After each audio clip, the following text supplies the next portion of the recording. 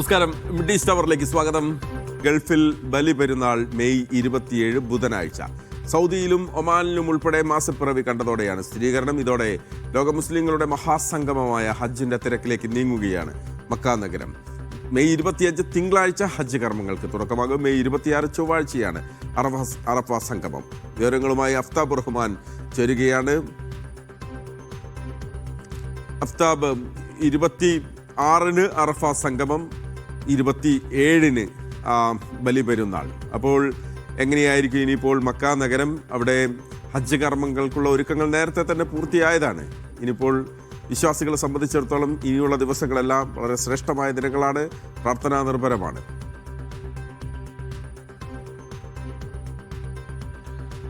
മഹേഷ്, തീർച്ചയായിട്ടും നാളെയാണ് ഹജ്ജിൻ്റെ മാസത്തിന് തുടക്കമാകുന്നത്. ഇന്ന് മാസപ്പിറവി കണ്ടതോടുകൂടി അതിനൊരു സ്ഥിരീകരണമായിരിക്കുന്നു.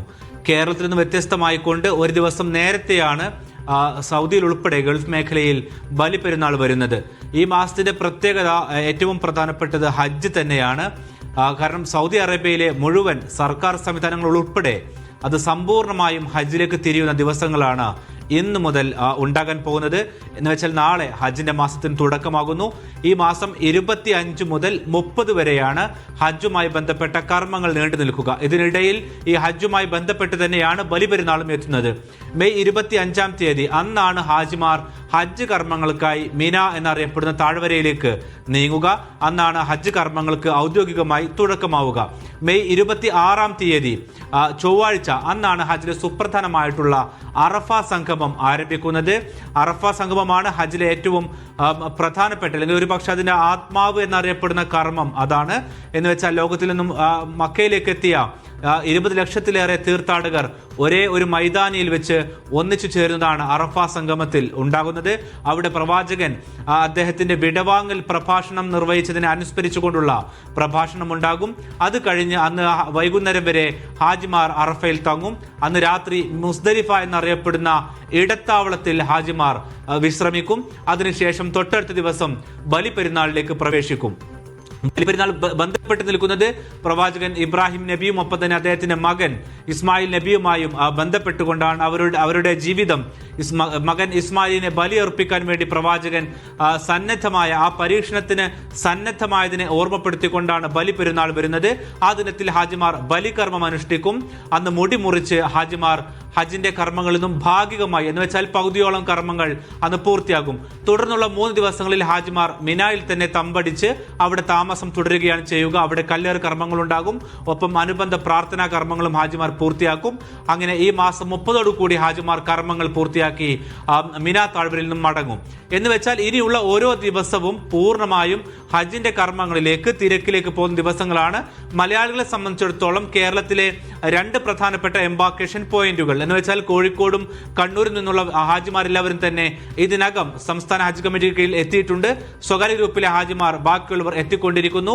ഇനി കൊച്ചിയിൽ നിന്നുള്ള കുറച്ചുകൂടി ഹാജിമാർ എത്താനുണ്ട്. ഇതിനകം തന്നെ ഏതാണ്ട് 15 ലക്ഷത്തിനടുത്ത് ഹാജിമാർ മക്കയിലേക്ക് എത്തിക്കഴിഞ്ഞിട്ടുണ്ട്. 5 ലക്ഷത്തോളം പേർ മാത്രമാണ് ഇനി ബാക്കിയുള്ളത്.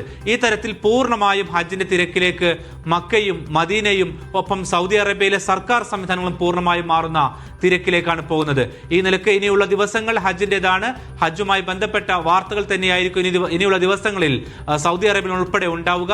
മീഡിയ വണ്ണും ഈ ഹജ്ജിന്റെ മുഴുവൻ വിവരങ്ങളുമായി തത്സമയം ഹജ്ജിന്റെ ഓരോ നഗരിയിൽ നിന്നും ഔദ്യോഗികമായി ഗവൺമെന്റിന്റെ ഭാഗമായുള്ള ഒരു സംപ്രേഷണം തന്നെ മീഡിയ വണ്ണിന്റെ ഭാഗത്ത് നിന്ന് ഉണ്ടാവുകയും ചെയ്യും. ഈ തരത്തിൽ വരുന്ന ദിവസങ്ങൾ ഹാജിമാരെ സംബന്ധിച്ചിടത്തോളം, മലയാളികളെ സംബന്ധിച്ചിടത്തോളം ഹജ്ജിന്റെ ദിവസങ്ങളാണ്. ആ നിലക്കുള്ള തിരക്കിലേക്കാണ് ഇനി പോകുന്നത്. മഹേഷ്, ശരി. അഫ്താബ്, അവിടെ ഈ സാധാരണഗതിയിൽ നമുക്കറിയാം എല്ലാ തവണയും ഹജ്ജിനുള്ള ഒരുക്കങ്ങൾ അവിടെ വളരെ സവിശേഷമായി തന്നെ നടക്കാറുണ്ട്. ഇത്തവണത്തെ ഒരുക്കങ്ങൾ നേരത്തെ തന്നെ തുടങ്ങിയിരുന്നു. എങ്ങനെയാണ് ഹജ്ജ് കർമ്മത്തിനായി എത്തുന്ന ഹാജിമാരെ സംബന്ധിച്ചിടത്തോളം അവർക്ക് വേണ്ട സൗകര്യങ്ങൾ ഏതൊക്കെ പോയിന്റിൽ, എങ്ങനെയൊക്കെ, എവിടെയൊക്കെ എന്നുള്ള കാര്യത്തിൽ സാധാരണഗതിയിൽ നടക്കുന്നതാണ്. പക്ഷേ ഇത്തവണ കുറെ കൂടി ഒരു വളരെ സജീവമായ ഒരു ഇടപെടൽ അവിടെ ഉണ്ടല്ലോ. തീർച്ചയായിട്ടും മഹേഷ്, ഹജ്ജ് എന്ന് പറയുന്ന കർമ്മം പ്രവാചകന്റെ കാലം മുതൽ തന്നെ ഏറ്റവും സജീവമായി നിലനിൽക്കുന്ന ഒരു കർമ്മമാണ്. ഇസ്ലാമിന്റെ പഞ്ചസ്തംഭങ്ങളിൽ ഒന്നാണ്. ആ നിലക്ക് ഹജ്ജിനെത്തുന്ന ഒരു തീർത്ഥാടകനെ വിശേഷിപ്പിക്കപ്പെടുന്നത് അള്ളാഹുവിന്റെ അതിഥി അല്ലെങ്കിൽ ദൈവത്തിന്റെ അതിഥി എന്നുള്ള നിലക്കാണ്. അതുകൊണ്ട് തന്നെ അവരെത്തുമ്പോൾ ഓരോ നാട്ടുകാർക്കും ഓരോ രീതിയായിരിക്കും, ഓരോ ഭക്ഷണ രീതിയായിരിക്കും, ഓരോ സംവിധാനങ്ങളായിരിക്കും. അതുകൊണ്ട് തന്നെ ഓരോ രാജ്യത്തിനും അനുയോജ്യമായ തരത്തിലാണ് സംവിധാനങ്ങൾ ഒരുക്കിയിട്ടുള്ളത്. ഇനിയിപ്പോൾ മക്ക നഗരിയെക്കുറിച്ച് പറയുമ്പോൾ അവിടെ സമ്പൂർണ്ണമായും ഒരു ലോക്ക്ഡൌൺ സ്വഭാവത്തിലേക്കാണ് സുരക്ഷാ വിന്യാസം പോയിട്ടുള്ളത്. എന്ന് വെച്ചാൽ ഹാജിമാരല്ലാത്ത ഒരാൾക്കും മക്കക്കകത്തേക്ക് പെർമിറ്റ് ഇല്ലാതെ പ്രവേശനമില്ല. പൂർണ്ണമായും ഹാജിമാർക്ക് മക്ക നഗരി വിട്ടുകൊടുത്ത ഒരു ഹജ്ജായിരുന്നു കഴിഞ്ഞ വർഷത്തേത്. എന്ന് വെച്ചാൽ അവർക്ക് അതിവേഗത്തിൽ കർമ്മങ്ങൾ ഒരു തിക്കും തിരക്കും ഇല്ലാതെ അനുഷ്ഠിക്കാൻ കഴിയുന്ന വിധത്തിലായിരുന്നു അതിന്റെ വിന്യാസം ഉണ്ടായിരുന്നത്. അതേ പ്രക്രിയ തന്നെയാണ് ഇത്തവണയും ആവർത്തിക്കുന്നത്. മുൻ വർഷത്തിൽ നിന്ന് വ്യത്യസ്തമായിക്കൊണ്ട് ചൂട് കുറച്ചുകൂടി കുറഞ്ഞ ഒരു അന്തരീക്ഷമുണ്ട്. ഇനി വരുന്ന 15 വർഷത്തോളം ഹജ്ജ് പതിയെ പതിയെ തണുപ്പ് കാലാവസ്ഥയിലേക്കായിരിക്കും നീങ്ങുക. അതുകൊണ്ട് ഹാജിമാരെ സംബന്ധിച്ചിടത്തോളം കൂടുതൽ മെച്ചപ്പെട്ട ഹജ്ജ് കാലമാണ് ഈ വർഷവും വരാനിരിക്കുന്നത്. ഈ ഹജ്ജിന്റെ കർമ്മങ്ങൾ നടക്കുന്ന അറഫ, മീന, മുസ്തലിഫ ഇവിടങ്ങളിലായി ഏതാണ്ട് 60 ലക്ഷത്തോളം മരങ്ങൾ ഇപ്പോൾ നട്ടുപിടിപ്പിച്ചിട്ടുണ്ട്. നേരത്തെ അതൊരു വിജനമായി നിൽക്കുന്ന മരുഭൂ പ്രദേശമായിരുന്നു. ഈ ചൂടും ആഗോള താപനവും എല്ലാം തന്നെ നിലനിൽക്കുന്നതുകൊണ്ട് ആ തരത്തിൽ ഹാജിമാർക്ക് ഏറ്റവും മെച്ചപ്പെട്ട സൗകര്യങ്ങൾ അവിടെ ഒരുക്കിക്കൊണ്ടിരിക്കുന്നു. കൂടുതൽ ശീതീകരണ സംവിധാനമുണ്ട്. ഈ നിലക്കെല്ലാം ഹാജിമാരെ എല്ലാ നിലക്കും ദൈവത്തിന്റെ അതിഥികളായി അവരെ സ്വീകരിക്കുവാനുള്ള ഒരുക്കങ്ങളാണ് ഇപ്പോൾ പൂർത്തിയാക്കിയിട്ടുള്ളത്. നേരത്തെ തന്നെ കഴിഞ്ഞ മാസം തന്നെ ഇതിന്റെ പ്രഖ്യാപനം നടന്നിട്ടുണ്ട്. അതായത് ഹാജിമാർക്ക് വേണ്ടി ഈ നഗരികൾ ഒരുങ്ങിയതാണ്. പക്ഷേ എങ്കിൽ പോലും അവസാനവട്ട മിനുക്കുപണികൾ ഇപ്പോഴും നടന്നുകൊണ്ടിരിക്കുന്നുണ്ട്. അത് വരും ദിവസങ്ങളിലും തുടരും. ഈ മാസം 25-ന് ഹാജിമാർ മിനായിലേക്ക് പുറപ്പെടുമ്പോൾ അത് പൂർണ്ണമായും ഹാജിമാരെ ഒന്നാകെ ഏതാണ്ട് 20 ലക്ഷത്തോളം ഹാജിമാരെ ഒന്നാകെ ഉൾക്കൊള്ളാൻ പാകത്തിൽ അത് സമ്പൂർണ്ണമായിട്ടുള്ള ഒരുക്കത്തിലേക്ക് മാറിയിട്ടുണ്ടാകും. മഹേഷ്. ശരി, അഫ്താബ് റഹ്മാനാണ് വിശദമായ വിവരങ്ങൾ നൽകിയത്. ബലിപ്പെരുന്നാൾ മെയ് 27-നാണ് ഗൾഫ് രാജ്യങ്ങളിൽ, അത് ബുധനാഴ്ചയാണ്. സൗദിയിലും ഒമാനിലും ഉൾപ്പെടെ മാസപ്പിറവി കണ്ടതോടെയാണ് ഇന്നിപ്പോൾ അതിനൊരു സ്ഥിരീകരണം വന്നിരിക്കുന്നത്. ഇതോടെ ലോക മുസ്ലിങ്ങളുടെ മഹാസംഗമമായ ഹജ്ജിന്റെ തിരക്കിലേക്ക് മക്ക നഗരം നീങ്ങുകയാണ്. അഫ്താബാണ് വിശദമായ വിവരങ്ങൾ നൽകിയത്. ഒമാനിൽ ദുൽഹജ്ജ് മാസപ്പിറവി ദൃശ്യമായതോടെ മെയ് 27 ബുധനാഴ്ച ബലിപ്പെരുന്നാൾ ആഘോഷിക്കുമെന്ന് വഖഫ് മതകാര്യ മന്ത്രാലയം അറിയിച്ചു. ഞായറാഴ്ച വൈകിട്ട് മന്ത്രാലയത്തിലെ ജനറൽ ദിവാനിൽ ചേർന്ന മുഖ്യ ചന്ദ്ര നിരീക്ഷണ കമ്മിറ്റി യോഗത്തിലാണ് തീരുമാനം. വഖഫ് മതകാര്യ വകുപ്പ് മന്ത്രി ഡോക്ടർ മുഹമ്മദ് സയ്യിദ് അൽ മാമരി യോഗത്തിൽ അധ്യക്ഷത വഹിച്ചു. ഈ വർഷത്തെ ഹജ്ജിനായി കോഴിക്കോട്, കണ്ണൂർ എംബാർക്കേഷൻ പോയിന്റുകളിൽ നിന്നുള്ള മുഴുവൻ ഹാജിമാരും എത്തി. കൊച്ചിയിൽ നിന്നുള്ള ഷോർട്ട് ഹജ്ജ് തീർത്ഥാടകർ മാത്രമാണ് ഇനി എത്താൻ ബാക്കിയുള്ളത്. ഇതോടെ ഭൂരിഭാഗം മലയാളി ഹാജിമാരും ഹജ്ജിനായി മക്കയിലെത്തിക്കഴിഞ്ഞു. ഇന്ന് പുലർച്ചെ 6-നായിരുന്നു കോഴിക്കോട് നിന്നുള്ള അവസാന വിമാനം ജിദ്ദയിലെത്തിയത്. ഈ മാസം 14-ന് ആരംഭിച്ച ഹാജിമാരുടെ വരവ് ഇന്ന് അവസാനിച്ചു. 145 തീർത്ഥാടകരാണ് ഇന്നെത്തിയത്. രാവിലെ 10 മണിയോടെ തീർത്ഥാടകരെ മക്കയിലെത്തിച്ചു. മക്കയിലെ 1602, 1839 തുടങ്ങി വിവിധ കെട്ടിടങ്ങളിലാണ് ഹാജിമാർക്ക് താമസമൊരുക്കിയിരുന്നത്.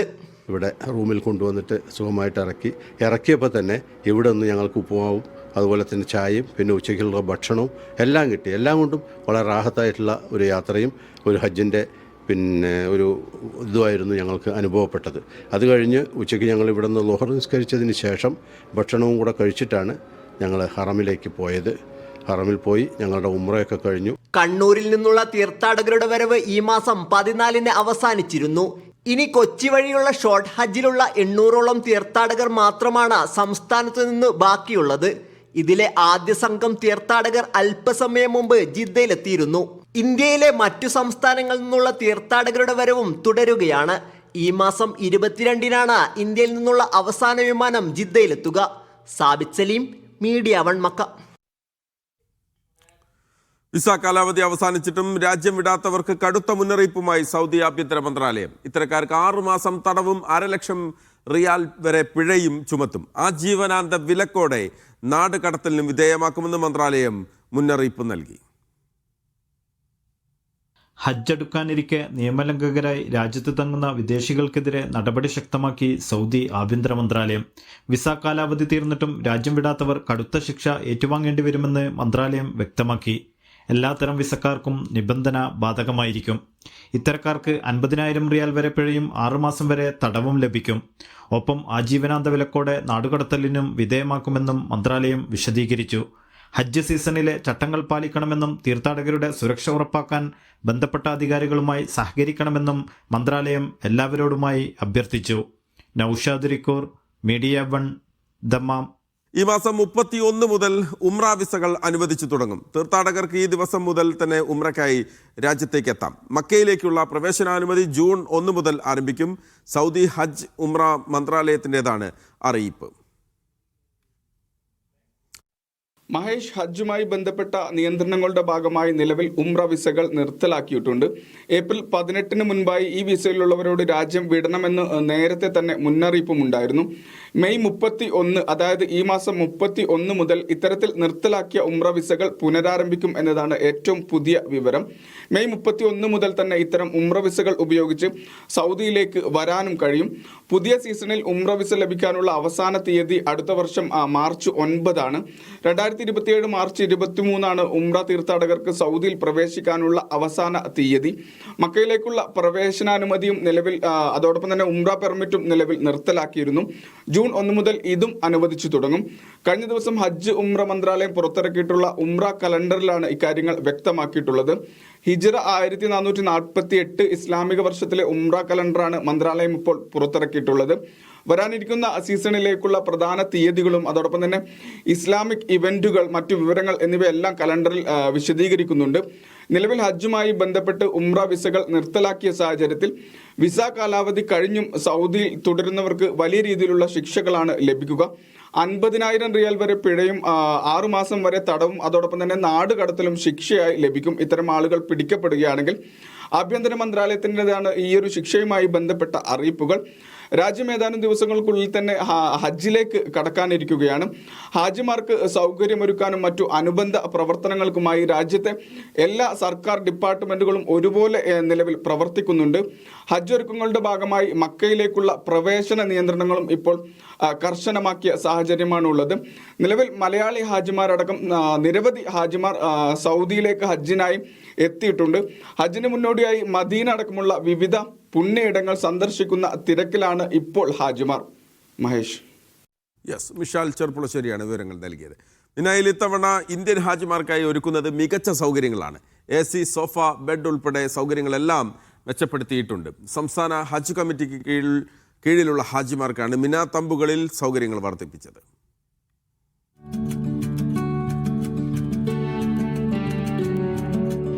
ഇക്കാണും വിധമാണ് മിനായിൽ ഇന്ത്യൻ തീർത്ഥാടകർക്കുള്ള തമ്പുകൾ ഒരുക്കിയത്.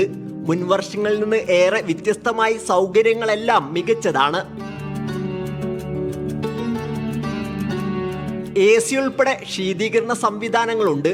വൃദ്ധന്മാർക്കും രോഗികൾക്കും ഏറെ പ്രയോജനപ്പെടുന്ന സോഫ ബെഡുകളും ഇത്തവണത്തെ പ്രത്യേകതയാണ്.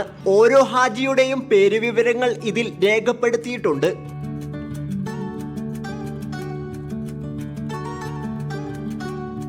മുഴുസമയവും നിരീക്ഷിക്കാൻ CCTV ക്യാമറകളും വഴികളിൽ പന്തലും നിലത്ത് ഗ്രീൻ കാർപ്പറ്റുമുണ്ട്. ചെരുപ്പ് വെക്കാനുമുണ്ട് പ്രത്യേക സ്റ്റാൻഡ്. ഫ്രിഡ്ജുകളിൽ വെള്ളവും 3 നേരം ഹജ്ജ് സർവീസ് കമ്പനി ഭക്ഷണവും വിതരണം നടത്തും. So what we'll have is our staff, both administrative and medical, will be in each one of the camps, and they will be available on the spot to assist our pilgrims. And we've done that last year where we complemented the local infrastructure. തമ്പുകൾക്കകത്ത് Indian Hajj മിഷന്റെ medical സേവനവും മുഴുസമയവും ലഭ്യമാവും.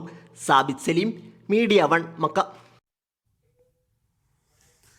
തീരുമാനം കൈക്കൊള്ളാൻ ഇറാന് മുന്നിൽ ഇനി അധിക സമയം ബാക്കിയില്ലെന്ന് US പ്രസിഡന്റ് ഡൊണാൾഡ് ട്രംപിന്റെ താക്കീത്. പൊടുന്നനെ പ്രവർത്തിച്ചില്ലെങ്കിൽ പിന്നെ ഒന്നും ബാക്കി കാണില്ലെന്നും ട്രംപ് ഭീഷണിപ്പെടുത്തി. എന്നാൽ നേരത്തെ നൽകിയ നിർദ്ദേശത്തിൽ അമേരിക്കയുടെ ഭാഗത്തു നിന്ന് യാതൊരു ഇളവും ഉണ്ടായിരുന്നില്ല എന്നാണ് ഇറാന്റെ പ്രതികരണം. അടിച്ചേൽപ്പിക്കുന്ന ഉപാധികളുമായി പൊരുത്തപ്പെടാൻ കഴിയില്ലെന്നും ഇറാൻ വ്യക്തമാക്കി. ഹോർമുസ് കടലിടുക്കിൽ കപ്പലുകൾക്ക് ചുങ്കം ഏർപ്പെടുത്താനുള്ള തീരുമാനം ഉടൻ നടപ്പാക്കുമെന്നും ഇറാൻ അറിയിച്ചിരിക്കുന്നു. നയതന്ത്ര പ്രശ്നപരിഹാരത്തിന് തയ്യാറാകണം എന്ന് ഖത്തറും സൗദി അറേബ്യയും ഇപ്പോൾ ആവശ്യപ്പെട്ടിട്ടുണ്ട്. ലബനാനിലും ഗസയിലും വെടിനിർത്തൽ ലംഘിച്ച് ഇസ്രായേലിന്റെ വ്യാപക വ്യോമാക്രമണം തുടരുകയുമാണ്. MCA നാസർ ചേരുകയാണ് ഏറ്റവും പുതിയ വിവരങ്ങളുമായി. MCA, ട്രംപിന്റെ ഭാഗത്തു നിന്ന് നിർത്താതെയുള്ള ഭീഷണിയാണ്. അപ്പോൾ ഒരു സമയത്ത് ട്രംപ് പറയുന്നു എല്ലാം പ്രശ്നം പരിഹരിക്കും, ഞങ്ങൾ മുന്നിട്ടിറങ്ങുന്നുണ്ട്, ചർച്ച തുടങ്ങാം എന്ന് പറയുന്നു. അതേ സമയത്ത് തന്നെ ഇറാന് വലിയ ഭീഷണിപ്പെടുത്തുന്ന സന്ദേശങ്ങൾ ട്രംപിൻ്റെ സോഷ്യൽ മീഡിയ ഹാൻഡിലുകൾ വരുന്നതും നമ്മൾ കാണുന്നു. യഥാർത്ഥത്തിൽ ഈ പ്രശ്നം അവസാനിപ്പിക്കാൻ തന്നെയാണോ അമേരിക്കയുടെ തീരുമാനം, അതല്ല ഭയപ്പെടുത്തി മുന്നോട്ട് പോകാനാണോ? എന്താണ് ഇപ്പോഴത്തെ ഒരു സ്റ്റാറ്റസ് MCA? മഹേഷ്, പിന്നിട്ട് 2 ദിവസമായി വളരെ പ്രകോപനപരമായിട്ടുള്ള മുന്നറിയിപ്പുകളും താക്കീതുകളുമാണ് ട്രംപിന്റെ ഭാഗത്തു നിന്ന് വന്നുകൊണ്ടിരിക്കുന്നത്. അതിന് പുറമെയാണ് വൈറ്റ് ഹൗസിൽ ഉന്നത ഉദ്യോഗസ്ഥരുടെ തിരക്കിട്ട കൂടിയാലോചനകൾ തുടരുന്നുണ്ട്. നിർണായകമായിട്ടുള്ള ഒരു യോഗം മറ്റന്നാൾ നടക്കുമെന്നാണ് അമേരിക്കൻ മാധ്യമമായിട്ടുള്ള ആക്സിയസ് ഇപ്പോൾ റിപ്പോർട്ട് ചെയ്യുന്നത്. ഉന്നത സൈനിക മേധാവികളോടെല്ലാം ആ യോഗത്തിൽ പങ്കെടുക്കാൻ ട്രംപ് നിർദ്ദേശിച്ചതായിട്ടുള്ള റിപ്പോർട്ടുകൾ കൂടി പുറത്തു വരുന്നുണ്ട്. അതേസമയം തന്നെയാണ് മധ്യസ്ഥ രാജ്യങ്ങളുമായിട്ട് ഏതെങ്കിലും ഒരു കരാറിലേക്ക് എത്തിച്ചേരാൻ സാധിക്കുമെങ്കിൽ ആ സാധ്യത കൂടി താൻ പരിഗണിക്കും. പക്ഷേ വളരെ പൊടുന്നനെ തന്നെ വേണം എന്നൊരു നിലപാട് കൂടി അമേരിക്കൻ പ്രസിഡന്റ് കൈക്കൊണ്ടതായിട്ടുള്ള റിപ്പോർട്ടുകൾ കൂടി പുറത്തു വരുന്നുണ്ട്. പിന്നിട്ട് 2 ദിവസങ്ങളിലായിട്ട് പാകിസ്ഥാന്റെ ആഭ്യന്തരമന്ത്രി മുഹ്സിൻ നഖ്വി ഇപ്പോൾ തെഹ്റാനിലാണ് ഉള്ളത്. തെഹ്റാനിലെ വിവിധ നേതാക്കളുമായിട്ട് അദ്ദേഹം കൂടിയാലോചനകൾ തുടരുകയാണ്. പുതുതായിട്ട് എന്തെങ്കിലും നിർദ്ദേശം അമേരിക്ക പാകിസ്ഥാൻ മുഖേന ഇറാന് മുമ്പാകെ സമർപ്പിച്ചിട്ടുണ്ടോ എന്ന കാര്യം വ്യക്തമല്ല. പക്ഷേ ആ കൂടിയാലോചനകളൊക്കെയും ശുഭകരമാണ്. ഒരുപക്ഷെ ഒരു കരാറിലേക്ക് ഇരുകൂട്ടർക്കും എത്താനുള്ള ഒരു സാധ്യത താൻ മുന്നിൽ കാണുന്നതായിട്ടാണ് പാകിസ്ഥാന്റെ ആഭ്യന്തരമന്ത്രി അല്പം മുമ്പ് പ്രതികരിച്ചിരിക്കുന്നത്. മധ്യസ്ഥ രാജ്യങ്ങളൊക്കെയും വളരെ തിരക്കിട്ട ചില നീക്കങ്ങൾ തുടരുന്നുണ്ട്. ഇപ്പോൾ ഖത്തർ പ്രധാനമന്ത്രി അബ്ദുറഹ്മാൻ ജാസിം അൽ താനി അല്പം മുമ്പ് ഇറാൻ വിദേശകാര്യമന്ത്രി അബ്ബാസ് അറാക്ചിയുമായിട്ട് ടെലിഫോണിൽ സംസാരിച്ചിരുന്നു. എത്രയും പെട്ടെന്ന് ഹോർമസ് കടലിടുക്ക് തുറക്കുകയും ഈ സംഘർഷം ലഘൂകരിക്കാനുള്ള നടപടികളിൽ പൂർണ്ണമായിട്ടും സഹകരിക്കണം, ഒരു നയതന്ത്ര പ്രശ്നപരിഹാരത്തിന് തയ്യാറാകണമെന്ന നിർദ്ദേശമാണ് ഖത്തർ ഔദ്യോഗികമായി തന്നെ ഇപ്പോൾ ഇറാന് മുമ്പാകെ വെച്ചിരിക്കുന്നത്. സൗദി അറേബ്യയും വളരെ ശക്തമായി തന്നെ നയതന്ത്ര ചർച്ചകൾക്ക് വേണ്ടിയുള്ള വളരെ ശക്തമായിട്ടുള്ള ഇടപെടൽ സൗദി അറേബ്യയിൽ തുടരുന്നുണ്ട്. പക്ഷേ ഈ ഒരു ഘട്ടത്തിൽ തന്നെയാണ് ഇത്രയും ശക്തമായിട്ടുള്ള മുന്നറിയിപ്പുകളും താക്കീതുകളുമായിട്ട് ട്രംപ് ഭരണകൂടം മുന്നോട്ട് പോകുന്നത്. അല്പം മുമ്പ് ഇസ്രായേൽ പ്രധാനമന്ത്രി ബെന്യാമിൻ നെതന്യാഹുവും ടെലിഫോണിൽ ട്രംപുമായിട്ട് വളരെ വിശദമായിട്ട് തന്നെ ചർച്ച നടത്തിയതായിട്ട് ഇസ്രായേൽ മാധ്യമങ്ങൾ റിപ്പോർട്ട് ചെയ്യുന്നുണ്ട്. ആ ചർച്ചയിൽ ഏറ്റവും പ്രധാനപ്പെട്ടത് ഇറാനെതിരായിട്ടുള്ള ആക്രമണം പുനരാരംഭിക്കുന്നതുമായി ബന്ധപ്പെട്ട കാര്യങ്ങളാണ് വളരെ വിശദമായി തന്നെ ട്രംപും നെതന്യാഹുവും തമ്മിൽ ചർച്ച ചെയ്തതെന്നാണ് ഇസ്രായേൽ മാധ്യമങ്ങൾ റിപ്പോർട്ട് ചെയ്യുന്നത്. മധ്യസ്ഥ നീക്കങ്ങൾ ഒരു ഭാഗത്ത് തുടരുമ്പോൾ തന്നെയാണ് വളരെ പെട്ടെന്ന് തീരുമാനം കൈക്കൊള്ളണമെന്നും ഇനിയും കാത്തു നിൽക്കാനാവില്ല എന്നും ഇനി ഏതെങ്കിലും അമാന്തിക്കുകയാണെങ്കിൽ അല്ലെങ്കിൽ ഒരു കരാറിനോട് വൈമുഖ്യം പ്രകടിപ്പിക്കുകയാണെങ്കിൽ അവശേഷിക്കുന്നതായിട്ട് ഒന്നും തന്നെ ഉണ്ടാകില്ല എന്ന നേരത്തെയുള്ള ആ താക്കീതുകളുടെ പുനരാവർത്തനമാണ് ഇപ്പോഴും ട്രംപ് തുടരുന്നത്. പക്ഷേ മധ്യസ്ഥ രാജ്യങ്ങൾ ആ പ്രതീക്ഷ കൈവിടുന്നില്ല. ഒരുപക്ഷെ ഈ അന്തിമ ഘട്ടത്തിലെങ്കിലും ഒരു കരാറിലേക്ക് വരാൻ ഇരുകൂട്ടർക്കും സാധിക്കുമെന്ന പ്രതീക്ഷയാണ് മധ്യസ്ഥ രാജ്യങ്ങൾ പങ്കുവെക്കുന്നത്. പക്ഷേ ഇസ്രായേൽ ഈ ലെബനാനിൽ നടത്തുന്ന വ്യാപകമായിട്ടുള്ള ആക്രമണവും ഗസയിലേക്ക് നടത്തിക്കൊണ്ടിരിക്കുന്ന ആക്രമണവും ഒരുപക്ഷെ ഇത്തരം നീക്കങ്ങളെ, നയതന്ത്ര നീക്കങ്ങളെ ഗുരുതരമായി തന്നെ പോർലേൽപ്പിക്കുമെന്ന മുന്നറിയിപ്പ് കൂടിയാണ് വിവിധ മധ്യസ്ഥ രാജ്യങ്ങൾ മുന്നോട്ട് വെക്കുന്നത്. ശരി, MCA നാസറാണ് വിശദമായ വിവരങ്ങൾ നൽകിയത്. പശ്ചിമേഷ്യയിലെ സംഭവ വികാസങ്ങൾക്കിടെ വിദേശ രാഷ്ട്രങ്ങളുമായുള്ള ചർച്ച സജീവമാക്കി ഖത്തർ പ്രധാനമന്ത്രി. പാക് പ്രധാനമന്ത്രി ഷഹബാസ് ഷെരീഫ്, ഇറാൻ വിദേശകാര്യമന്ത്രി അബ്ബാസ് അറാഖ്ചി എന്നിവരുമായി ഖത്തർ പ്രധാനമന്ത്രി ആശയവിനിമയം നടത്തി. UAE, സൗദി വിദേശകാര്യമന്ത്രിമാരുമായും സംസാരിച്ചു. മുഹമ്മദ് അബ്ബാസ് ചേരുകയാണ് വിവരങ്ങളുമായി. അബ്ബാസ്, ഈ സംഘർഷത്തിൻ്റെ തുടക്കകാലത്ത് ഇതിൻ്റെ മധ്യസ്ഥതയ്ക്ക് ഞങ്ങളില്ല, അല്ലെങ്കിൽ പ്രശ്നപരിഹാരത്തിനായി ഞങ്ങൾ ഇറങ്ങുന്നില്ല എന്നായിരുന്നല്ലോ ആദ്യത്തെ നിലപാട് ഖത്തറിൻ്റെ. പക്ഷേ ഒരു നിർണായക ഘട്ടത്തിൽ പശ്ചിമേഷ്യയിലെ സംഘർഷം ആകെ കുറയ്ക്കുന്നതിന് വേണ്ടിയുള്ള വളരെ വിശാലമായ തലത്തിലുള്ള ഒരു ചർച്ചയ്ക്ക് ഒരു പക്ഷേ ഖത്തർ തന്നെ നേരിട്ട് ഇറങ്ങുന്നത് നമ്മൾ കാണുകയാണ്. ആരെയൊക്കെ കണ്ടു, ഏതൊക്കെ തരത്തിലുള്ള സമാധാന നീക്കങ്ങളാണ് ഇപ്പോൾ ഖത്തറിൻ്റെ ഭാഗത്തുനിന്ന് ഉണ്ടാകുന്നത്? അബ്ബാസ്.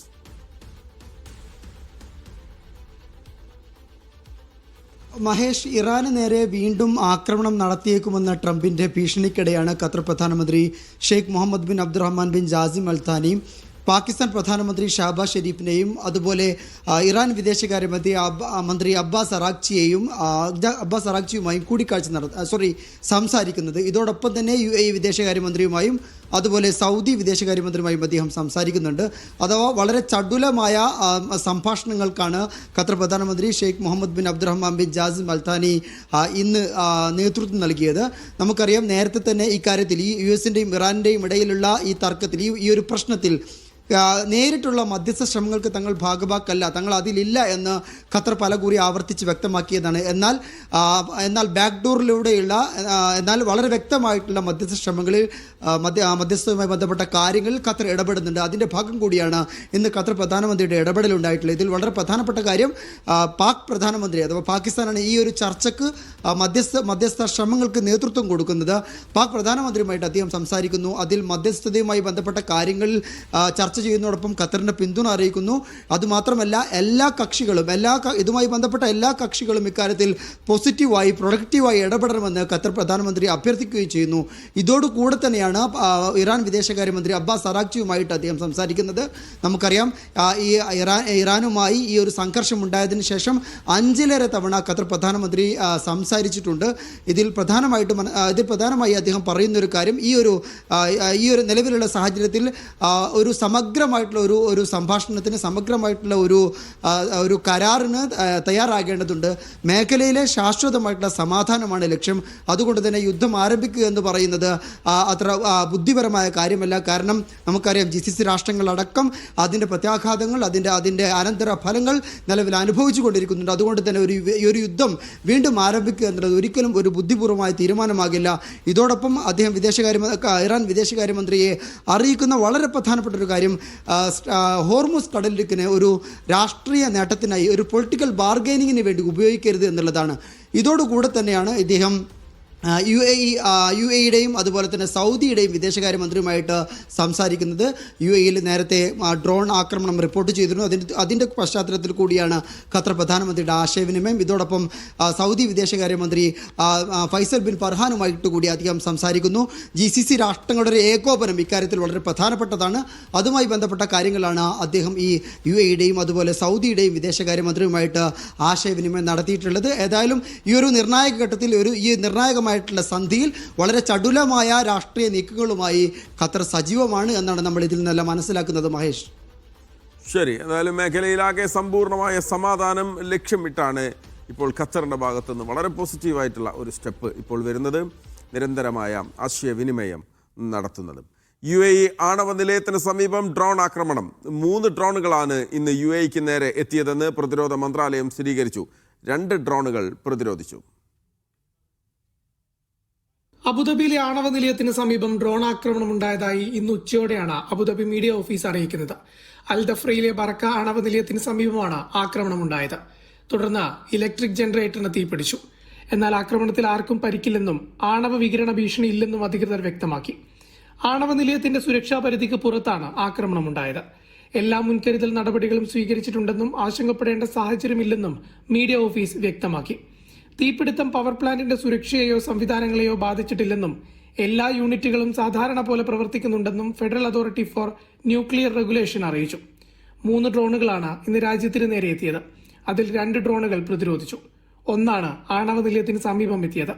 ആക്രമണങ്ങളുടെ ഉറവിടം കണ്ടെത്താൻ അന്വേഷണം തുടരുകയാണെന്നും ഔദ്യോഗിക ഉറവിടങ്ങളിൽ നിന്നുള്ള വിവരങ്ങൾ മാത്രം സ്വീകരിക്കണമെന്നും അധികൃതർ വ്യക്തമാക്കി. Media 1 Abu Dhabi. പാകിസ്ഥാൻ പ്രധാനമന്ത്രി ഷഹബാസ് ഷെരീഫുമായും സൗദി വിദേശകാര്യമന്ത്രി ഫൈസൽ ബിൻ ഫർഹാനുമായും ഉഭയകക്ഷി ചർച്ച നടത്തി ഖത്തർ പ്രധാനമന്ത്രി ഷെയ്ഖ് മുഹമ്മദ് ബിൻ അബ്ദുറഹ്മാൻ അൽ താനി. ഫോൺ വഴിയായിരുന്നു സംഭാഷണങ്ങൾ. US ഇറാൻ പ്രശ്നത്തിൽ പാകിസ്ഥാൻ നടത്തുന്ന മധ്യസ്ഥ ശ്രമങ്ങൾക്ക് ഖത്തർ ഷഹബാസ് ഷെരീഫിനെ പിന്തുണ അറിയിച്ചു. മേഖലയിൽ ശാശ്വത സമാധാനം എത്രയും വേഗത്തിൽ സാധ്യമാകേണ്ടതുണ്ടെന്ന് സൗദി മന്ത്രിയുമായുള്ള സംഭാഷണത്തിൽ ഖത്തർ പ്രധാനമന്ത്രി പറഞ്ഞു. ചർച്ചകളിലൂടെ മാത്രമേ പ്രശ്നങ്ങൾക്ക് പരിഹാരം കണ്ടെത്താനാകൂ എന്നും പ്രധാനമന്ത്രി കൂട്ടിച്ചേർത്തു. ദേശീയ ആഘോഷങ്ങളും സവിശേഷമായ മറ്റവസരങ്ങളിലും പ്രത്യേക സ്മരണാർത്ഥ നമ്പർ പ്ലേറ്റുകൾ അനുവദിക്കാൻ റോയൽ ഒമാൻ പോലീസ് ഖരീഫ് സീസണായുള്ള പ്രത്യേക നമ്പർ പ്ലേറ്റുകൾ ROP പുറത്തിറക്കി. ജൂൺ 1 മുതൽ ഡിസംബർ 31 വരെയാണ് ഖരീഫ് സീസൺ പ്ലേറ്റുകളുടെ കാലാവധി. പുതിയ നിയമപ്രകാരം നിശ്ചിത വ്യവസ്ഥകൾക്ക് വിധേയമായി 70 ഒമാനി റിയാൽ ഫീസ് അടച്ച് വാഹന ഉടമകൾക്ക് ഈ പ്രത്യേക പ്ലേറ്റുകൾ സ്വന്തമാക്കാം. എന്നാൽ ഇവ സ്ഥിരമായി ഉപയോഗിക്കാൻ അനുവാദമില്ല. ട്രാഫിക് ഡിപ്പാർട്ട്മെൻറ്റ് അനുവദിക്കുന്ന നിശ്ചിത സമയത്തേക്ക് മാത്രമായിരിക്കും ഇതിൻ്റെ കാലാവധി. ഈ പ്ലേറ്റുകളുടെ അളവുകളും ഡിസൈനുകളും ട്രാഫിക് അഡ്മിനിസ്ട്രേഷൻ അംഗീകരിച്ച മാതൃകയിൽ മാത്രമായിരിക്കണം. ഇതിൽ സ്വന്തം രീതിയിലുള്ള മാറ്റങ്ങൾ വരുത്താൻ അനുവാദമുണ്ടായിരിക്കില്ല. കാലാവധി കഴിഞ്ഞിട്ടും ഇത്തരം സ്മരണാർത്ഥ പ്ലേറ്റുകൾ മാറ്റാത്ത വാഹന ഉടമകൾക്കെതിരെ കടുത്ത നടപടി ഉണ്ടാകും. ട്രാഫിക് നിയമത്തിൽ ഇതിനായി പുതിയ ലംഘന വിഭാഗം ഉൾപ്പെടുത്തിയിട്ടുണ്ട്. നിയമം തെറ്റിച്ചാൽ പിഴയും ഒപ്പം ഡ്രൈവിംഗ് ലൈസൻസിംഗ് ബ്ലാക്ക് പോയിന്റുകളും ലഭിക്കും. തോഫാർ ഖരീഫ് സീസണിനായുള്ള പ്രത്യേക നമ്പർ പ്ലേറ്റുകൾ ROP പുറത്തിറക്കി. ജൂൺ 1 മുതൽ ഡിസംബർ 31 വരെയാണ് ഇവയുടെ കാലാവധി. പ്ലേറ്റുകളിൽ സ്റ്റാൻഡേർഡ് രജിസ്ട്രേഷൻ വിശദാംശങ്ങൾക്കൊപ്പം ഖരീഫ് തോഫാർ 2026 ബ്രാൻഡിങ്ങും ഉൾപ്പെടുത്തിയിട്ടുണ്ടാകും. പ്ലേറ്റുകൾക്കായി ROP മൊബൈൽ ആപ്ലിക്കേഷൻ വഴിയോ ഔദ്യോഗിക വെബ്സൈറ്റ് വഴിയോ നേരിട്ട് സർവീസ് സെൻ്ററുകൾ വഴിയോ അപേക്ഷിക്കാം. Media 1 Muscat.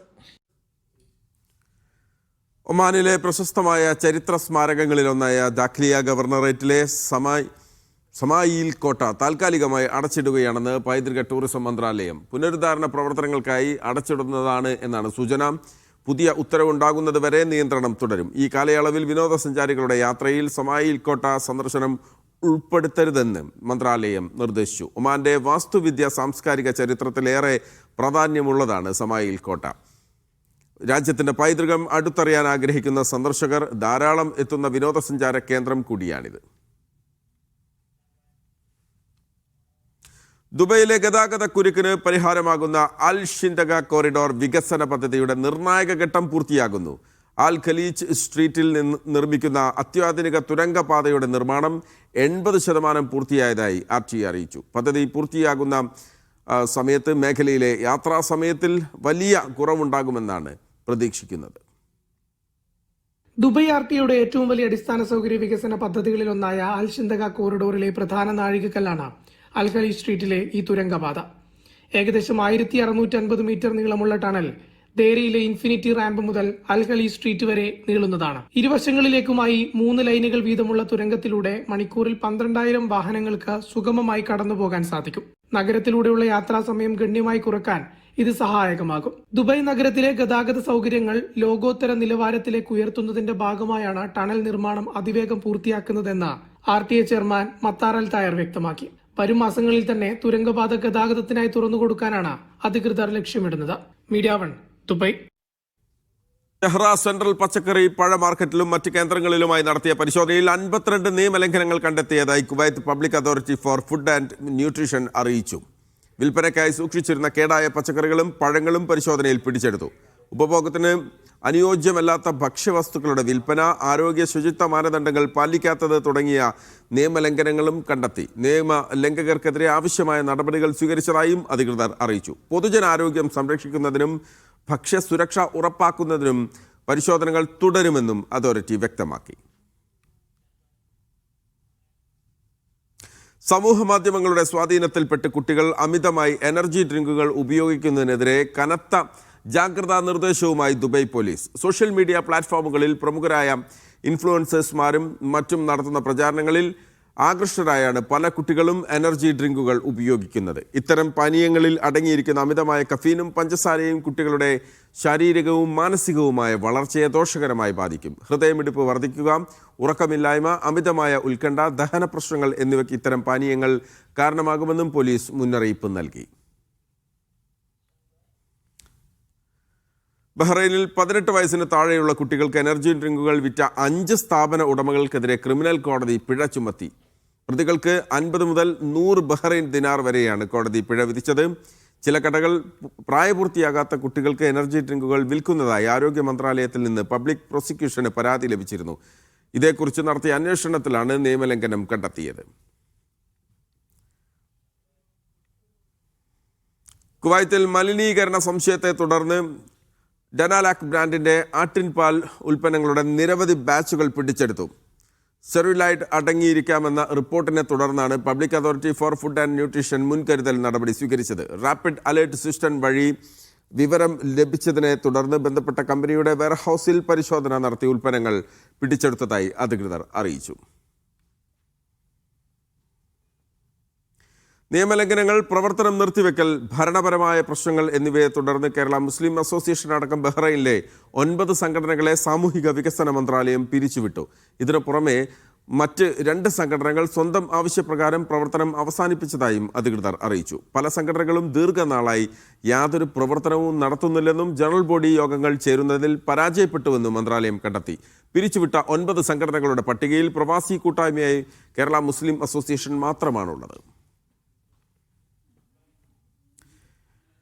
ഒമാനിൽ നിന്ന് നാട്ടിലേക്കുള്ള യാത്രയിൽ സാങ്കേതിക തടസ്സം കാരണം എയർപോർട്ടിൽ ഒറ്റപ്പെട്ട 6 വയസ്സുകാരന് തുണയായി മലയാളി അസോസിയേഷൻ.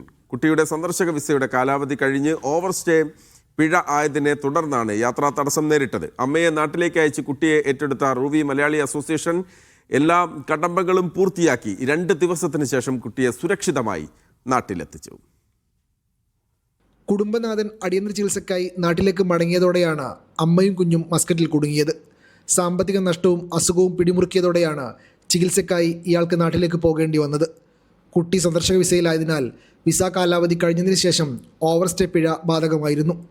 ദുരിതത്തിലായ കുടുംബം സഹായത്തിനായി അസോസിയേഷനെ സമീപിച്ചു. ഇവർക്ക് നാട്ടിൽ പോകാനായിട്ട് ടിക്കറ്റ് എടുത്ത് എയർപോർട്ടിൽ ചെന്ന് കഴിഞ്ഞപ്പോഴാണ് മനസ്സിലായത് ഈ എയർപോർട്ടിന്റെ സിസ്റ്റത്തിൽ നിന്ന് ഇത് ഡിലീറ്റ് ആയിട്ടുണ്ടായിരുന്നില്ല. അങ്ങനെ അമ്മ മാത്രം നാട്ടിലേക്ക് പോവുകയും കുഞ്ഞിനെ ഞങ്ങൾ ഏറ്റെടുക്കുകയാണ് ചെയ്തത്. 2 ദിവസത്തിനുള്ളിൽ വീണ്ടും ടിക്കറ്റ് എടുത്ത് ഈ കുഞ്ഞിനെ നാട്ടിലേക്ക് അയക്കുകയാണ് ചെയ്തത്. പ്രവർത്തകർ വിമാനത്താവള അധികൃതരെ നിരന്തരം ബന്ധപ്പെട്ട് തങ്ങളുടെ സാഹചര്യം വിശദീകരിക്കാൻ ശ്രമിച്ചു. പിഴ ഒഴിവാക്കിയതായി പിന്നീട് അറിയിച്ചെങ്കിലും വിമാനത്താവള സംവിധാനത്തിൽ അത് അപ്ഡേറ്റ് ചെയ്തില്ല. ഇതോടെ അമ്മയ്ക്ക് മാത്രമേ പോകാൻ അനുവാദമുണ്ടായിരുന്നുള്ളൂ. Ruwi Malayali association president Faisal ആലയുടെ നേതൃത്വത്തിൽ കുട്ടിയെ ഏറ്റെടുത്ത അസോസിയേഷൻ സ്വന്തം ചെലവിൽ ടിക്കറ്റ് സംഘടിപ്പിച്ച് കുട്ടിയെ സുരക്ഷിതമായി വീട്ടിലേക്ക് അയച്ചു. സാമൂഹിക പ്രവർത്തകൻ ഡോക്ടർ സജി ഉതുപ്പാൻ, അരവിന്ദ്, ഡോക്ടർ മുജീബ്, സാബിത്ത് എന്നിവർ ഇതിനായി അസോസിയേഷനോടൊപ്പം ചേർന്ന് പ്രവർത്തിച്ചുവെന്നും RMA ഭാരവാഹികൾ പറഞ്ഞു. Media 1 Muscat. Online self service സംവിധാനത്തിലൂടെ വർക്ക് പെർമിറ്റ് പുതുക്കൽ കൂടുതൽ എളുപ്പമാക്കി കുവൈത്ത്. ഇതോടെ ആശാൽ സർവീസസ് പോർട്ടൽ വഴി പങ്കാളികൾക്ക് ഇനി നേരിട്ട് ഓൺലൈനായി വർക്ക് പെർമിറ്റ് പുതുക്കാൻ സാധിക്കുമെന്ന് public authority four man power അറിയിച്ചു. ഇടനിലക്കാരുടെയും ദീർഘമായ നടപടിക്രമങ്ങളുടെയും ആവശ്യമില്ലാതെ സേവനം ഉപയോഗിക്കാനാകും. സമയം ലാഭിക്കാനും സേവനങ്ങൾ കൂടുതൽ വേഗത്തിലും കാര്യക്ഷമമായും ലഭ്യമാക്കാനുമാണ് പുതിയ ഡിജിറ്റൽ സംവിധാനം ഒരുക്കിയിരിക്കുന്നത്. ഈ ഗവൺമെൻറ് സേവനങ്ങൾ വിപുലീകരിക്കുന്നതിൻ്റെ ഭാഗമായാണ് പുതിയ നീക്കം. CBSE പരീക്ഷകളിൽ ഉന്നത വിജയം നേടിയ വിദ്യാർത്ഥികളെ സൗദിയിലെ റിയാദ് യാര ഇന്റർനാഷണൽ സ്കൂൾ ആദരിച്ചു. സൗദിയിലെ തന്നെ ഏറ്റവും ഉയർന്ന സ്കോറുകൾ നേടിയ വിദ്യാർത്ഥികളെയും പിന്തുണച്ച അധ്യാപകരെയും രക്ഷിതാക്കളെയും ചടങ്ങിൽ അഭിനന്ദിച്ചു. വിദ്യാർത്ഥികൾക്ക് അക്കാഡമിക് എക്സലൻസ് അവാർഡുകളും സമ്മാനിച്ചു.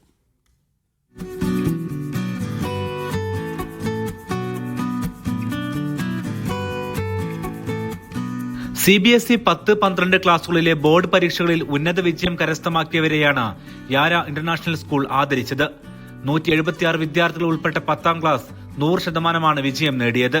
വിവിധ വിഷയങ്ങളിലായി 14 പേർ 100-ൽ 100 മാർക്കും നേടി.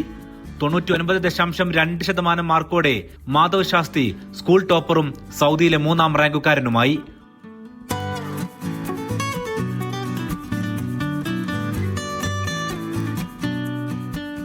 I'm truly grateful to my teachers, parents and God for making me do this. And excellence is not something that comes by chance.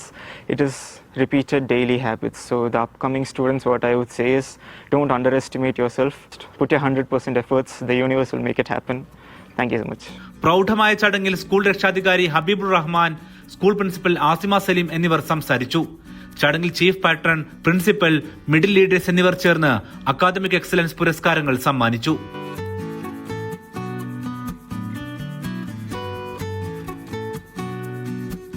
I joined Yara last year and I was truly surprised by the number of events and programs.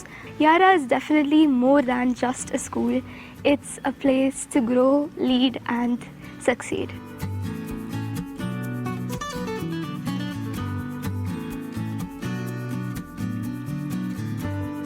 In my journey, consistency has helped me more than anything. So continue doing hard work every day with consistency as much as you can. 130 വിദ്യാർത്ഥികൾ ഉൾപ്പെട്ട 12ാം class വിഭാഗവും science commerce സ്ട്രീമുകളിൽ മികച്ച വിജയമാണ് കാഴ്ചവെച്ചത്.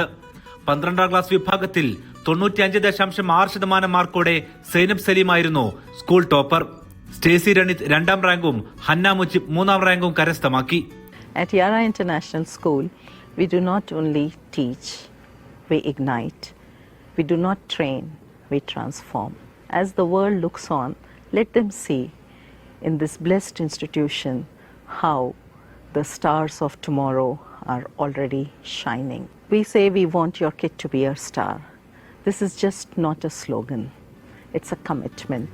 വിവിധ വിഷയങ്ങളിലായി 25 പേരാണ് 100-ൽ 100 മാർക്കും 12ാം ക്ലാസ്സിൽ നേടിയത്. രക്ഷിതാക്കളടക്കം ചടങ്ങിൽ നിരവധി പേർ സംബന്ധിച്ചു. Media 1 Riyadh.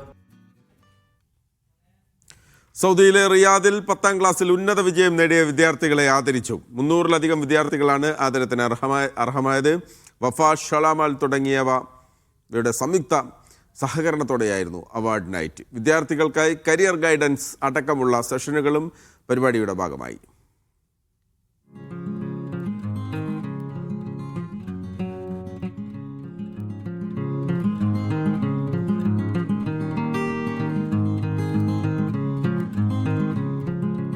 എട്ട് സ്കൂളുകളിൽ നിന്നായി 300-ലധികം വിദ്യാർത്ഥികളും രക്ഷിതാക്കളുമായി നിറഞ്ഞിരുന്നു ഇന്നലെ ഷോലാമാൾ.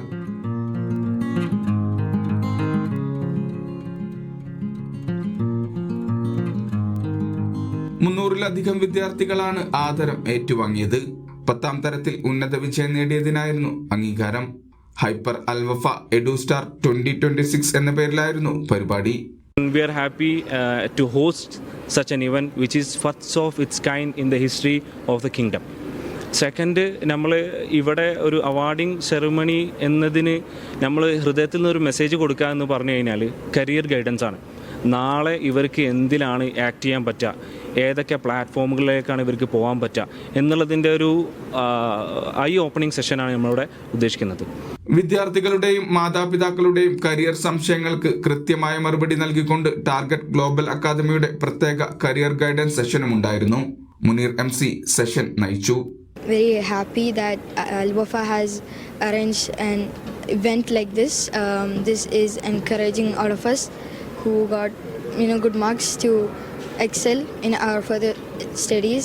അവാർഡ് ദാനത്തിന് പുറമെ രക്ഷിതാക്കൾക്കും വിദ്യാർത്ഥികൾക്കും വിവിധ ഗെയിമുകളും ഒരുക്കി. എന്തായാലും വളരെ പ്രൗഡാണ് ഞങ്ങളെ സംബന്ധിച്ചിടത്തോളം.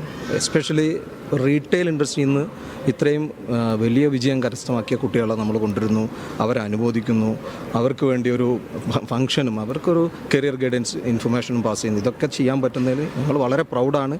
എസ്പെഷ്യലി ഈ കാണുന്ന ക്രൗഡ് ഞങ്ങളെ ഫാമിലി മെമ്പേഴ്സാണ്, ഞങ്ങളെ കസ്റ്റമേഴ്സാണ്. അവരെ കുട്ടികൾ ഒരു വിജയത്തിലെത്തുമ്പം അവരെ അനുമോദിക്കുക എന്ന് പറയുന്നത് നമ്മളെ സംബന്ധിച്ചിടത്തോളം വളരെ ഇമ്പോർട്ടൻ്റ് ആയിട്ടുള്ളൊരു കാര്യമാണ്. ഷിഹാബ് കൊട്ടുകാട്, ഇബ്രാഹിം സുബ്ഹാൻ, സുഹാസ് ചപ്പാളി, വഫ മാനേജ്മെന്റ് പ്രതിനിധികളായ അബ്ദുൽ ജലീൽ, നാസർ, റിയാസ് തുടങ്ങിയവരും അവാർഡ് നൈറ്റിന്റെ ഭാഗമായി. Media 1 Riyadh. ഒമാനിലെ സാമൂഹ്യ പ്രവർത്തകനും എഴുത്തുകാരനുമായ ഈ രാജീവ് മഹാദേവന്റെ ഇന്നലെ ഞാൻ ദർവീഷെ കണ്ടു എന്ന കവിതാ സമാഹാരം മസ്കത്തിൽ പ്രകാശനം ചെയ്തു.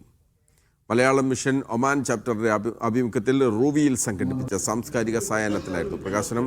ലോക കേരള സഭാംഗവും മലയാളം മിഷൻ ഒമാൻ മുൻ ചീഫ് കോർഡിനേറ്ററുമായ വിൽസൺ ജോർജ് പരിപാടി ഉദ്ഘാടനം ചെയ്തു. എഴുത്തുകാരി അമ്മു വള്ളിക്കാട്ട് പുസ്തകം ഏറ്റുവാങ്ങി.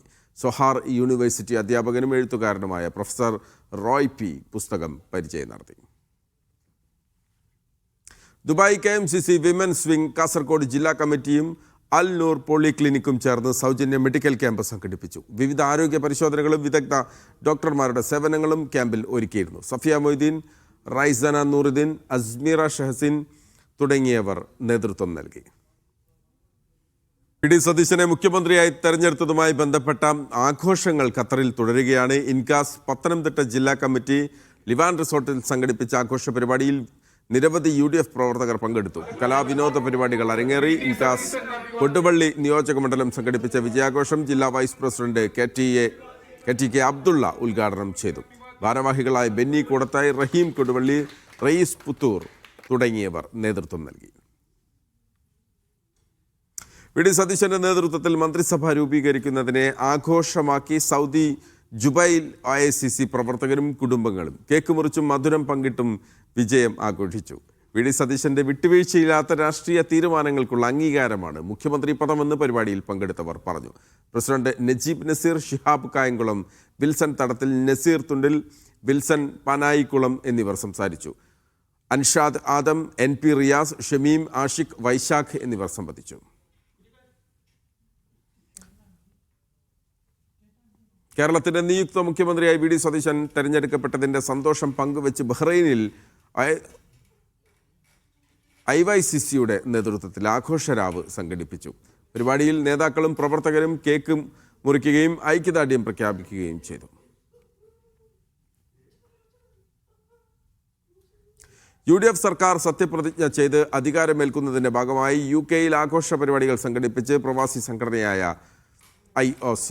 കോൺഗ്രസ് പതാകയും കൈപ്പത്തി ചിഹ്നവും ആലേഖനം ചെയ്ത കേക്ക് മുറിച്ചാണ് ആഘോഷങ്ങൾ സംഘടിപ്പിച്ചത്. Indian overseas Congress UK Kerala chapter national committee secretary Biju Kulangara cake മുറിച്ച് വിതരണം ചെയ്തു. യൂത്ത് കോൺഗ്രസ് സംസ്ഥാന general secretary Abdul Rasheed V online വഴി ഉദ്ഘാടനം ചെയ്തു.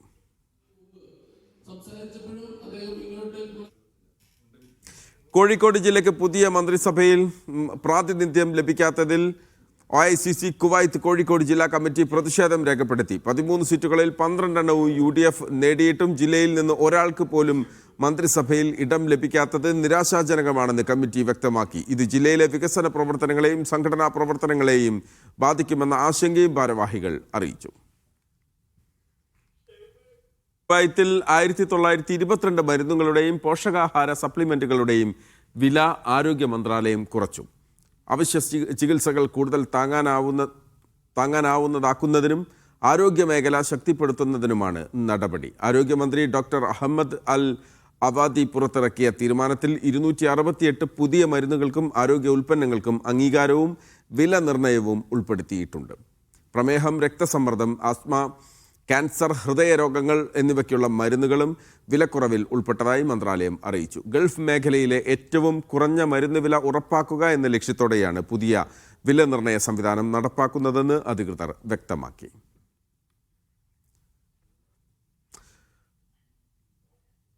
പുകവലി നിർത്തൂ, നിങ്ങളുടെ ശ്വാസകോശത്തിന് ജീവൻ തിരികെ നൽകൂ എന്ന മുദ്രാവാക്യവുമായി ശ്വാസകോശ അർബുദ ബോധവൽക്കരണ ക്യാമ്പയിന് കുവൈത്തിൽ തുടക്കമായി. National campaign for cancer awareness ആണ് വാർഷിക ബോധവൽക്കരണ പരിപാടി സംഘടിപ്പിക്കുന്നത്.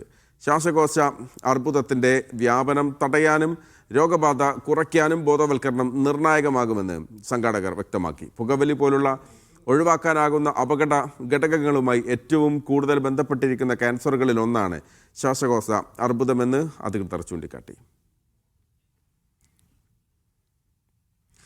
അൽഖോർ നസീം മെഡിക്കൽ സെൻറ്റർ മുഴുവൻ സമയ മൾട്ടി സ്പെഷ്യാലിറ്റി സേവനങ്ങൾക്ക് തുടക്കം കുറിച്ചു. ഒരു കുടക്കീഴിൽ നിരവധി ആരോഗ്യ സേവനങ്ങൾ ലഭ്യമാക്കുന്ന പദ്ധതിക്കാണ് തുടക്കമായത്. ഖത്തറിലെ പ്രമുഖ ആരോഗ്യരക്ഷാ സേവന ശൃംഖലയാണ് Naseem health care. Al Khor Al Dhakhira മുനിസിപ്പാലിറ്റിയിലെ municipal control department director Abdul Aziz Ahmed Al Saeed, Al Khor sports club general manager doctor Abdulla Mukhallath Al Markhi എന്നിവർ ചേർന്നാണ് പുതിയ പ്രവർത്തന മാതൃക ഉദ്ഘാടനം ചെയ്തത്. ഉപഭോക്താക്കൾക്ക് എല്ലാ കാലത്തും മികച്ച സേവനങ്ങൾ ഉറപ്പു നൽകുന്ന നസീം ഹെൽത്ത് കെയറിന്റെ മറ്റൊരു മാതൃകയാണിതെന്ന് സംരംഭകർ പറഞ്ഞു. നസീം ഒരു വർഷം അൽഖോറിൽ പിന്നിടുകയാണ്. അപ്പോൾ അവിടുത്തെ ആളുകളുടെ ആവശ്യാർത്ഥം നമ്മൾ എല്ലാ ദിവസവും ഫ്രൈഡേ ഉൾപ്പെടെ എല്ലാ ദിവസവും നമ്മുടെ എല്ലാ സർവീസുകളും എല്ലാ ഡിപ്പാർട്ട്മെൻറ്റ്സും ഉണ്ടാവുന്നതാണ്. അതുമാത്രമല്ല, നമ്മൾ സൂപ്പർ സ്പെഷ്യാലിറ്റി ഡിപ്പാർട്ട്മെൻറ്റ്സും നമ്മൾ തുടങ്ങിയിട്ടുണ്ട്. കാർഡിയോളജി, ഗ്യാസ്ട്രോൻട്രോളജി, യൂറോളജി എന്നീ ഡിപ്പാർട്ട്മെൻറ്റ്സുകളും ഉടനെ തന്നെ എല്ലാ എക്യുപ്മെൻറ്റ്സും വെച്ചിട്ട് തുടങ്ങുന്നതാണ്. എന്ന് മാത്രമല്ല, നമ്മുടെ എലൈറ്റ് സ്പെഷ്യാലിറ്റീസ് ആയിട്ടുള്ള physiotherapy, male physiotherapist and female ഫിസിയോതെറാപ്പിസ്റ്റും ഒപ്റ്റിക്കൽസും എല്ലാം ഫുൾ ഫ്ലെഡ്ജ് ആയിട്ട് നമ്മൾ തുടങ്ങിയിരിക്കുകയാണ്. അൽഖോർ, അൽദഖീറ, സിമൈസ്മ, റാസ്ലഫാൻ, അൽബൈത്ത് സ്റ്റേഡിയം തുടങ്ങിയ പ്രദേശങ്ങളിലെ ആളുകൾക്ക് പുതിയ സേവനം ഉപകാരപ്രദമാകും. ചടങ്ങിൽ ഓപ്പറേഷൻസ് വിഭാഗം ജനറൽ മാനേജർ ബാബു ഷാനവാസ് അധ്യക്ഷത വഹിച്ചു. വിവിധ വിഭാഗങ്ങളിലെ ഡോക്ടർമാരും ജീവനക്കാരും സന്നിഹിതരായിരുന്നു. Media 1 Doha. ബ്രിട്ടീഷ് അവർ പൂർണ്ണമാവുകയാണ്. വാർത്തകൾ തുടരും.